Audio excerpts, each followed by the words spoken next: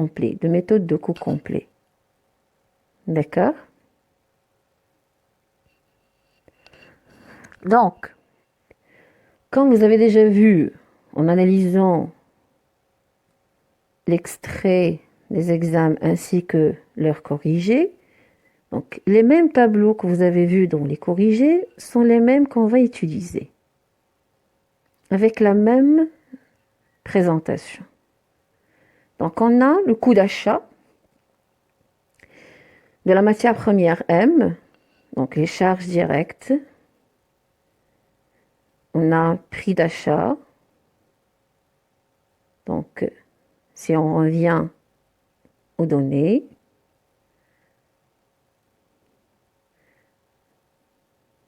s'il vous plaît, donc achat de 12 000 kg de M à 22 dirhams le kilo.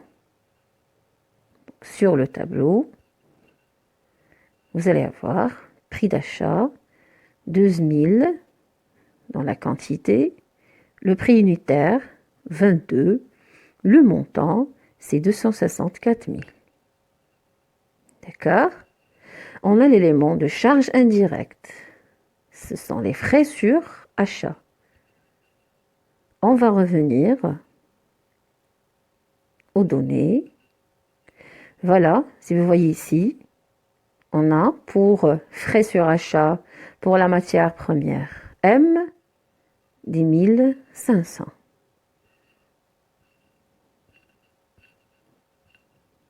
Vous voyez ici, pardon, voilà, sur montant, on a 10 500. D'accord? Donc, comme ça, vous pouvez faire la différence entre le coût et le prix d'achat. Donc, le prix d'achat, c'est pas le coût d'achat. Donc, lorsqu'on parle de coût d'achat, c'est le prix d'achat plus les frais sur achat. D'accord? Donc, comme vous voyez ici, le coût d'achat de la matière M, c'est le total du montant. Ça veut dire total des charges directes et des charges indirectes, divisé sur la quantité. Voilà ce qui importe pour nous. Lorsqu'on parle de l'analyse des coûts, c'est l'élément de coût unitaire. Voilà. On a le coût unitaire. D'accord? Puis, on passe à la matière première N. C'est la même chose. On a le prix d'achat. Regardez ici. Achat de 8000 kg de N à 12 dirhams kilo. Et on a les charges indirectes, 5500. C'est ce qu'on va mettre sur le tableau du coût d'achat. Donc 8000 dans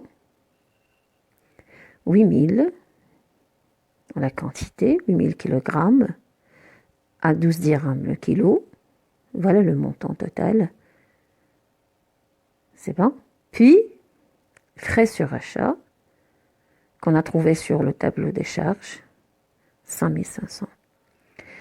Donc, le montant total du coût d'achat de la matière N, c'est 101 500, divisé sur la quantité, il va nous donner le coût unitaire. D'accord? Donc, comme vous voyez, la conception du coût d'achat, il est très facile. Donc, il faut seulement chercher les éléments dans les données, d'accord, et remplir le tableau. Respecter la même structure, parce que c'est la même structure qui est donnée dans le référentiel. Et comme vous avez déjà vu, c'est la même structure, la même présentation des tableaux, même dans le corrigé de notre examen. D'accord? Maintenant, on va passer au coût de production. Donc, puisque ici, on n'a pas d'inventaire, on n'a pas de stock initial ni de stock final, ça veut dire que on ne stocke pas la matière première, ça veut dire la matière première qui est achetée, elle est utilisée. D'accord? Donc, on prend le coût d'achat de la matière consommée, ça veut dire la matière achetée est consommée totalement dans la production. Vous voyez? Donc, coût d'achat de la matière consommée, d'accord? C'est 12 000. Voilà, ça veut dire le résultat qu'on a trouvé dans le premier tableau. On le met ici. Puis, on ajoute les charges indirectes. D'où on va chercher les charges indirectes? C'est dans les données. Vous voyez ici, frais de production pour P1, 75 000, pour P2, 54 000. Ce sont les charges indirectes.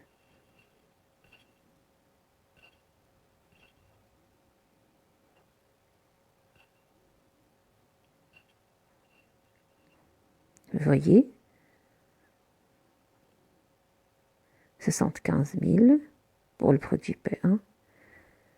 Donc le coût de production, c'est le total du coût d'achat de la matière première consommée, plus les charges indirectes, qui sont les frais de production. D'accord? Pour 4000 produits, pour P1. Pour P2, pour la production de 3000 articles du produit P2, on a utilisé toute la quantité de la matière première achetée, 8000. Donc, charge directe plus les charges indirectes, il nous donne coût de production. D'accord? Puis le coût de revient. Donc, le coût de revient pour le produit P1, c'est le coût de production du produit P1 vendu. C'est 4000. Parce que on a dit qu'on n'a pas ici de stockage. Les produits fabriqués sont les produits vendus. D'accord? Les charges indirectes, les frais de distribution, on les a trouvés dans le premier tableau de présentation des charges. Voilà. 15 500 pour P1 et 9 500 pour P2.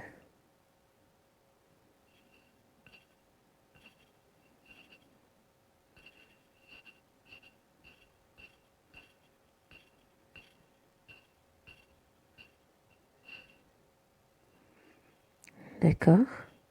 Donc voilà le coût de revient. C'est le coût de production plus les frais de distribution. Ça veut dire les charges directes plus les charges indirectes. Les charges directes, ce sont des charges qui touchent directement le produit. Et les charges indirectes, ça veut dire qu'ils ne sont pas incorporés directement au produit. Puis, on vous est demandé de calculer le résultat analytique. Donc, le résultat analytique, c'est le prix de vente moins le coût de revient. Donc, comme vous voyez ici, pour P1, le résultat analytique, il était positif. D'accord. Donc, l'entreprise, elle réalise un bénéfice de 195 000 dirhams. Par contre, le produit P2, c'était un résultat déficitaire. Ça veut dire une perte de 15 000 dirhams. D'accord? Ça veut dire que l'entreprise, elle vend ce produit-là avec un prix inférieur au coût de revient. Quand vous voyez, prix de vente, il est de 150 000 dirhams et le coût de revient, il est de 65 000 dirhams. D'accord? Donc ce détail-là, on ne peut pas l'avoir avec la comptabilité générale. D'accord? Donc le résultat de la comptabilité générale, c'est un résultat qui est global et unique. Mais la comptabilité analytique d'exploitation, il nous donne un résultat décortiqué, un résultat détaillé de tous les produits fabriqués par l'entreprise. D'accord? Donc, pour résumer un petit peu cet élément de base, ou la méthode d'écho complet de la comptabilité analytique, ce qu'il faut savoir, c'est que dans chaque phase de cycle d'exploitation de l'entreprise, ça veut dire de l'approvisionnement à la distribution, il y a un ensemble de charges, charges directes et charges indirectes, d'accord, qui ont une relation avec soit la matière première lorsqu'on parle de l'approvisionnement, puis des charges directes et indirectes dans la phase de transformation et des charges directes et indirectes dans la phase de distribution. D'une autre façon, lorsqu'on parle du coût d'achat ou du coût d'approvisionnement, ces tableaux-là, ils ne présentent l'ensemble des charges qui ont une relation avec chaque étape, soit qu'elles sont des charges directes ou des charges indirectes.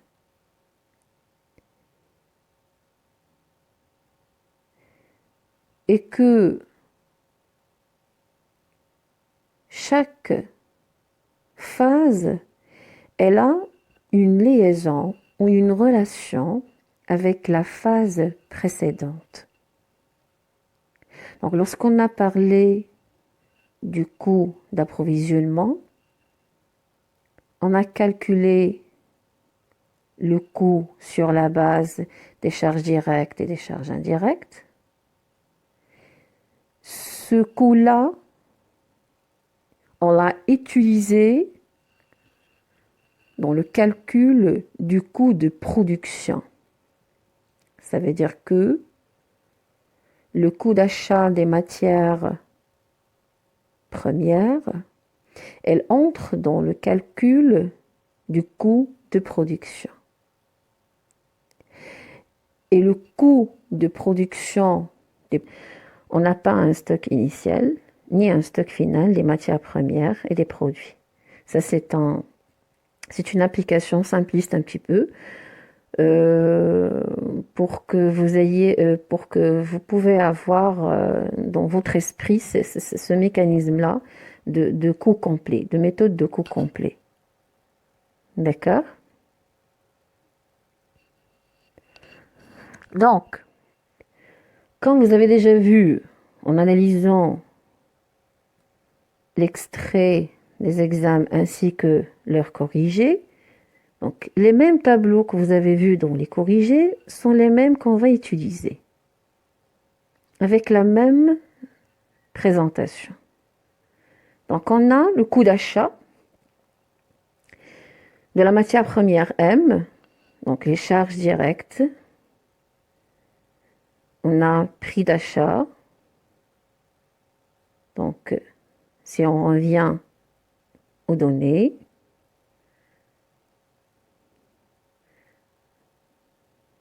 s'il vous plaît, donc achat de 12 000 kg de M à 22 dirhams le kilo. sur le tableau, vous allez avoir prix d'achat 12 000 dans la quantité, le prix unitaire 22, le montant c'est 264 000. D'accord? On a l'élément de charge indirecte. Ce sont les frais sur achat. On va revenir aux données. Voilà, si vous voyez ici, on a pour frais sur achat pour la matière première M 10 500.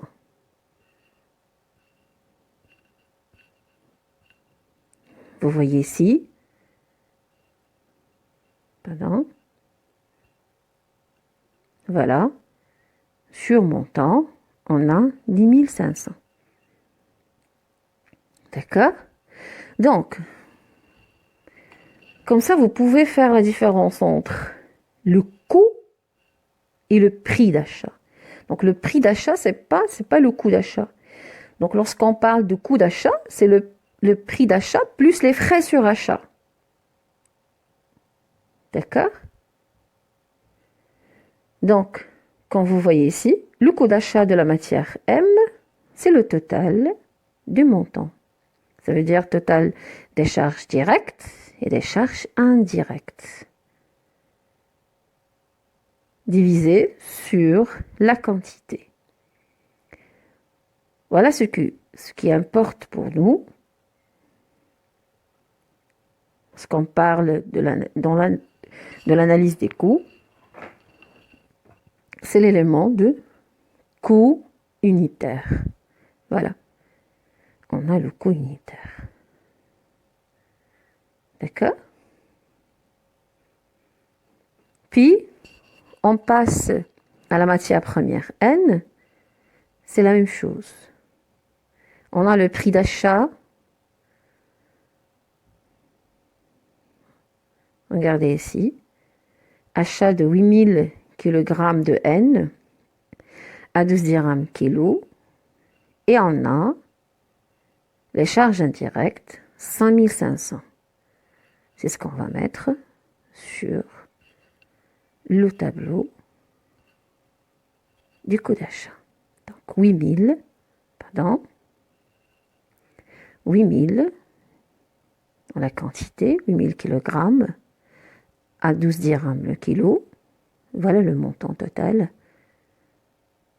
C'est bon. Puis, frais sur achat qu'on a trouvé sur le tableau des charges, 5500. Donc, le montant total du coût d'achat de la matière N, c'est 101 500, divisé sur la quantité, il va nous donner le coût unitaire. D'accord? Donc, comme vous voyez, la conception du coût d'achat, il est très facile. Donc, il faut seulement chercher les éléments dans les données,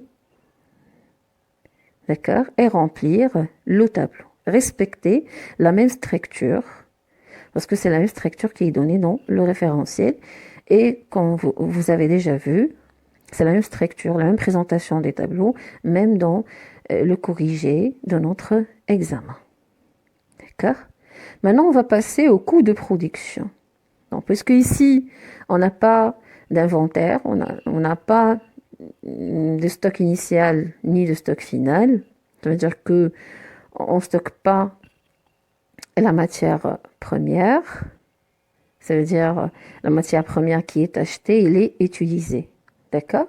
Donc, on prend le coût d'achat de la matière consommée. Ça veut dire la matière achetée est consommée totalement dans la production.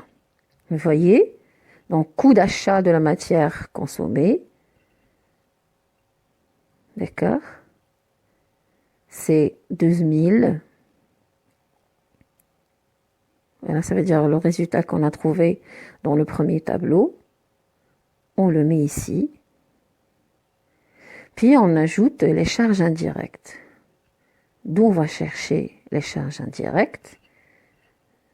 C'est dans les données. vous voyez ici, frais de production pour P1, 75 000, pour P2, 54 000. Ce sont les charges indirectes.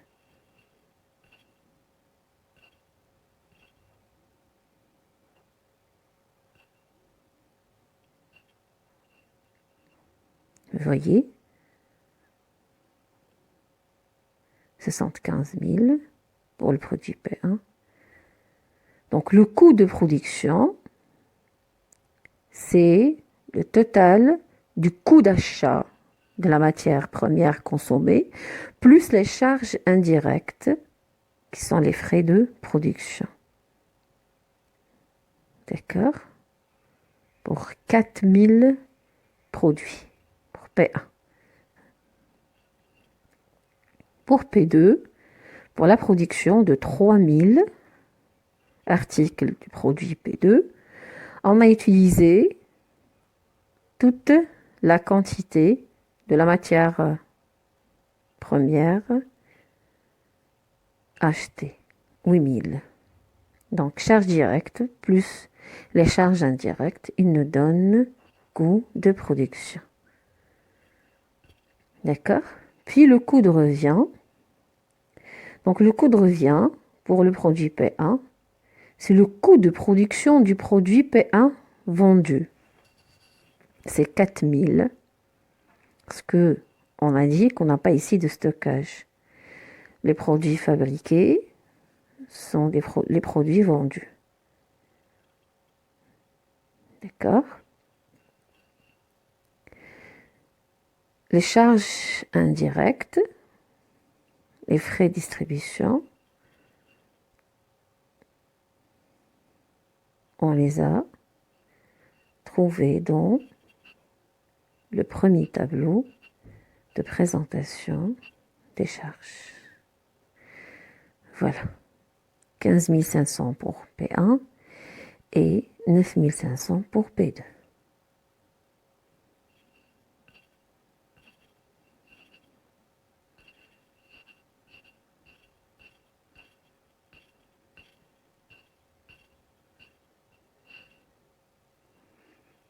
D'accord? Donc voilà le coût de revient. C'est le coût de production plus les frais de distribution. Ça veut dire les charges directes plus les charges indirectes. Les charges directes, ce sont des charges qui touchent directement le produit. Et les charges indirectes, ça veut dire qu'ils ne sont pas incorporés directement au produit. Puis, on vous est demandé de calculer le résultat analytique. Donc, le résultat analytique, c'est le prix de vente moins le coût de revient. Donc, comme vous voyez ici, pour P1, le résultat analytique, il était positif. D'accord. Donc, l'entreprise, elle réalise un bénéfice de 195 000 dirhams.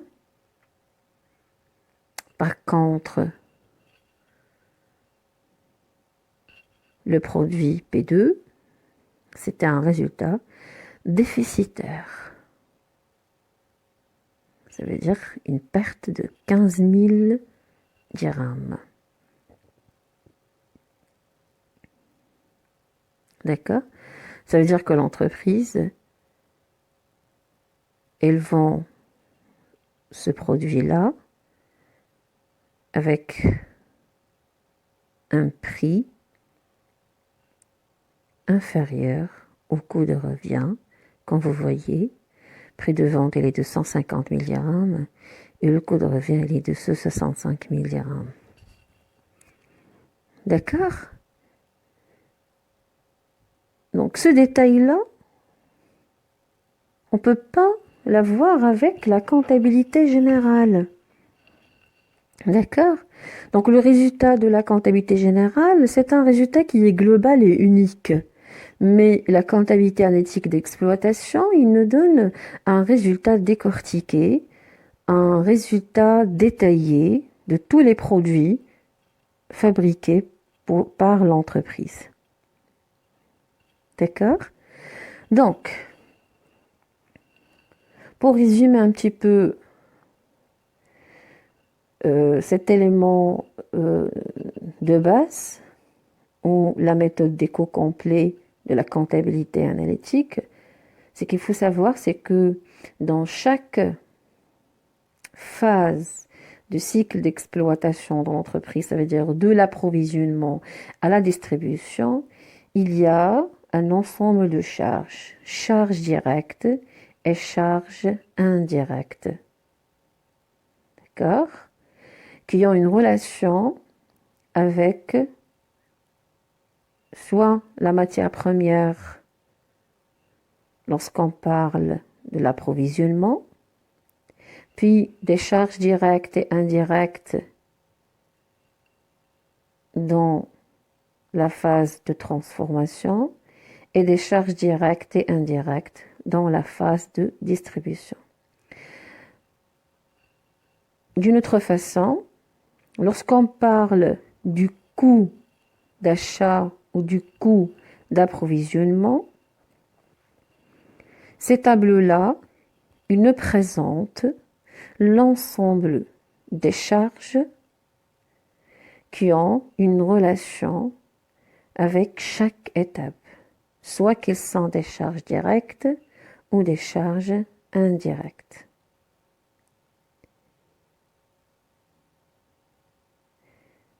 Et que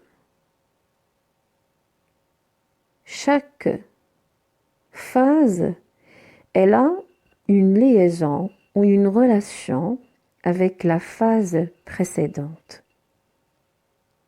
Donc, lorsqu'on a parlé du coût d'approvisionnement, on a calculé le coût sur la base des charges directes et des charges indirectes.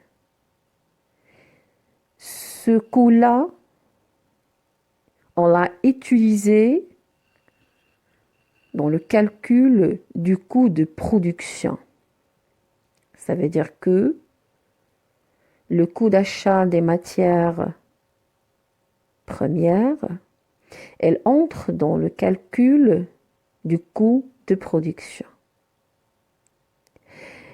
Et le coût de production des produits vendus, elle entre dans le calcul du coût de revient.